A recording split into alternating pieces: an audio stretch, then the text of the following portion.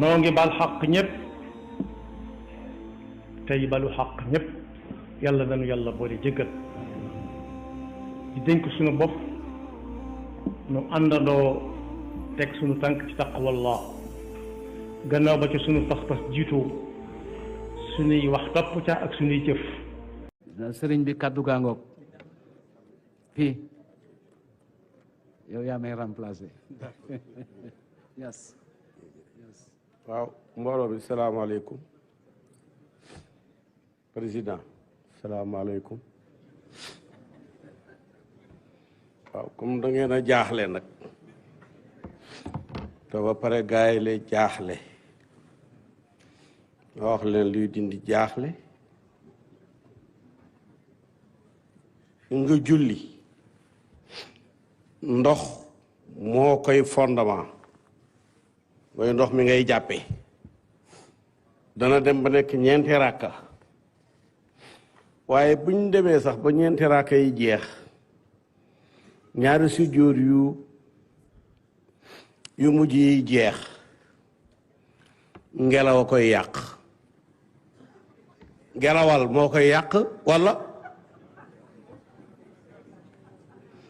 waaw bu ngelawal amee nag jàppaat julliwaat gars yi nag lu ñu wax ñu ne déedéet nañ julliwaat rek jarul jàppaat téere yi ne déedéet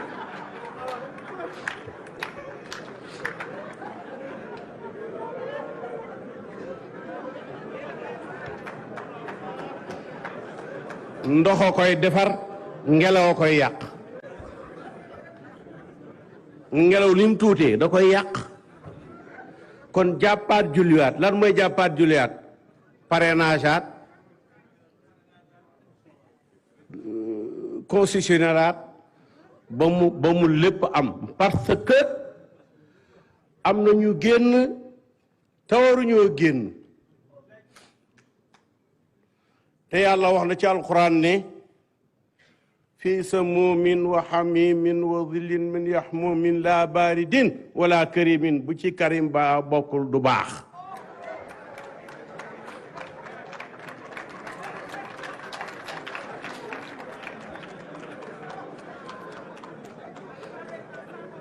man nag ñaara ma tënk benn bi extrémisme ci laa juddu ci laa màgg ci laay dee bu ñu jaaree nii ma jaar nii man su fekkee ne da ngeen ma laaj date passation de service bi xam nga foofu mu baax mars 2027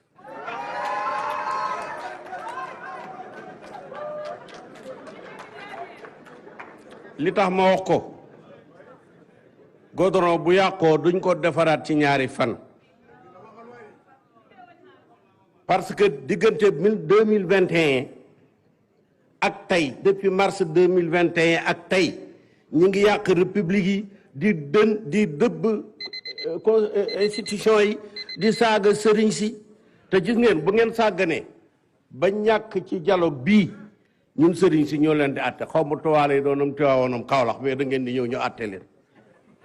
waaw ñun la sëñ bi le président doon wax ne am na force yu organisée pasol nga am benn xalif général bu fukki xalif général wootee rek ne lii la muy jeex kay loolu la de parce que yéen politique yi ba ngeen fi nekkee da ngeen ñëw box jàllale ñu fan ma ñu ñëw ba fu ma jaar gendarme ngeen ma du fii sama romb doom ñëw romb la oui monsieur le ministre xam nga yéen ñu bàyyi gannaaw ñun it mën nañ ko yor ndax Iran yor nañ ko ñu nga yor bombe nucléaire Maroc nga ko yor ñëpp ay sëriñ la ak i sërif li am solo nag mooy président yàqaluñ la réew mi lañ yàqal te réew mi da nga koo jox sa parole sa bakkan yaay premier soldat ma ne boo ñemewutoon a fetal kon Casamance ba tey mi ngi tàkk waaw parce que jo doon xeex yaa leen jox nga naay fital leen ñu ne ñëwewuñu leen fii nga ne dem leen fa am na yow sax da ngaa yoo dugg ci front bi te kenn xamu ko waaw am na waaw dama ne bu doon tukulóor ma leen makki dogata dogata xaamay dogata waaw waaw kon nag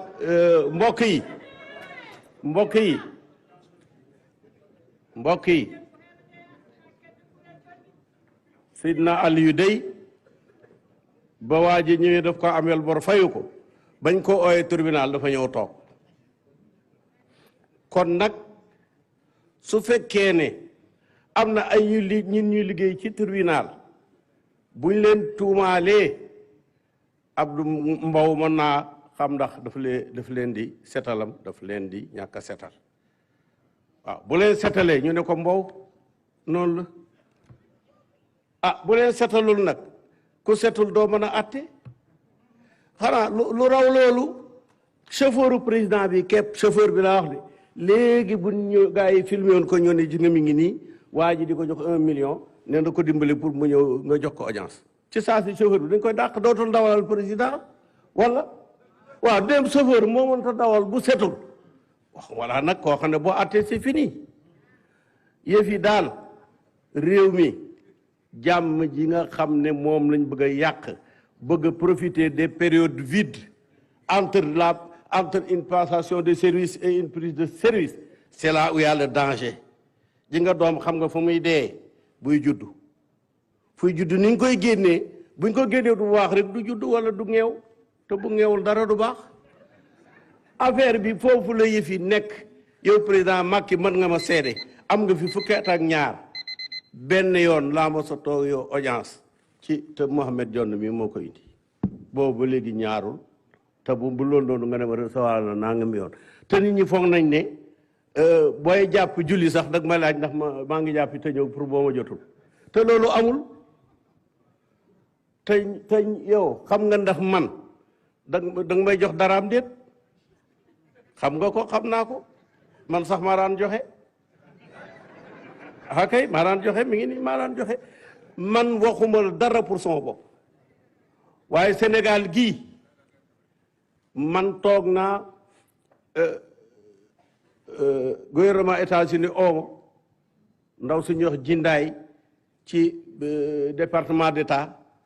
ñu ne ma dañ lay nommer ambassadeur itinérant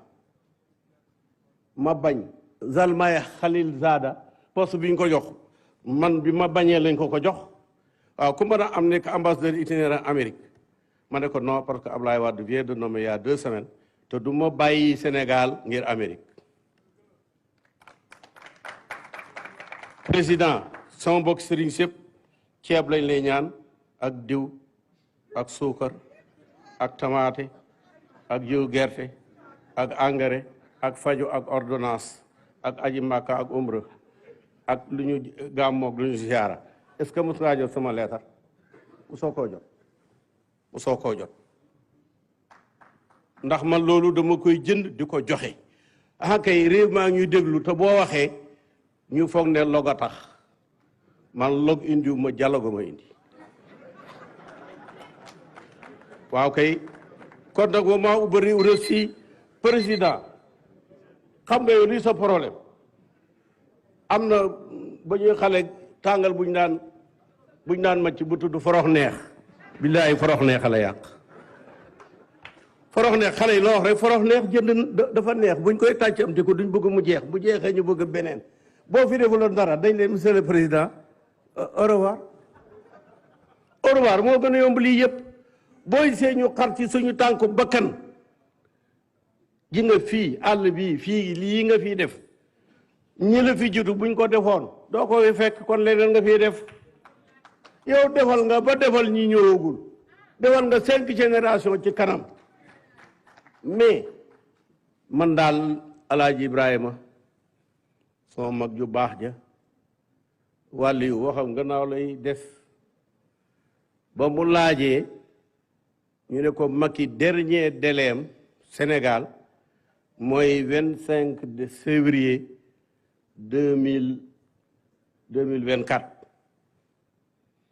mu ne nii tiin xool xaw ma nag fu mu doon xool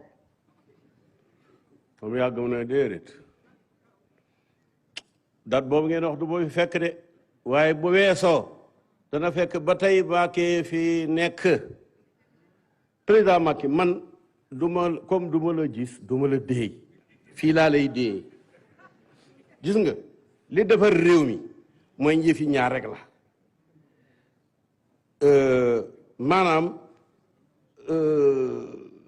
benn kii inclusive nag ñaar rek mooy tax mu inclusive d'une part Macky Sall d'une autre part Sonko ñu wate Macky gagné ñu continuer. jërëjëf sëriñ bi maa ngi jéggalu parce que dafa am ku waroon a wax ma fàtte ko au titre de la société civile. J'invite monsieur Babacar Ba à venir prendre la parole au titre de la société civile. Dama fàttu maa ngi ci jéggalu.